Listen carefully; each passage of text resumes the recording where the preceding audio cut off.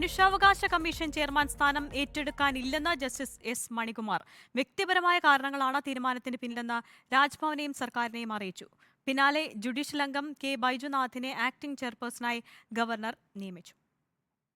കഴിഞ്ഞ വർഷം ഓഗസ്റ്റിൽ നൽകിയ മണികുമാറിന്റെ നിയമന ശുപാർശ കഴിഞ്ഞ ദിവസമാണ് ഗവർണർ അംഗീകരിച്ചത്.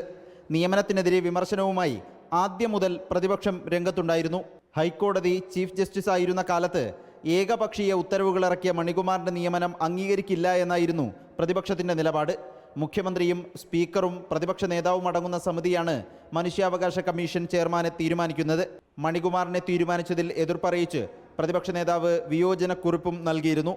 വിവാദങ്ങളുടെ പശ്ചാത്തലത്തിൽ മണികുമാർ സ്ഥാനമേറ്റെടുക്കുന്നതിൽ സർക്കാരിനെ വിസമ്മതമറിയിച്ചു. ചെന്നൈയിൽ തുടരണമെന്നും ഭാരിച്ച ഉത്തരവാദിത്വം ഏറ്റെടുക്കാൻ തടസ്സമുണ്ടെന്നും കാട്ടിയാണ് മണികുമാർ പിന്മാറിയത്. പിന്നാലെ ജുഡീഷ്യൽ അംഗം കെ ബൈജുനാഥിനെ സംസ്ഥാന മനുഷ്യാവകാശ കമ്മീഷൻ ആക്ടിംഗ് ചെയർപേഴ്സണായി ഗവർണർ നിയമിച്ചു. റിപ്പോർട്ടർ, തിരുവനന്തപുരം.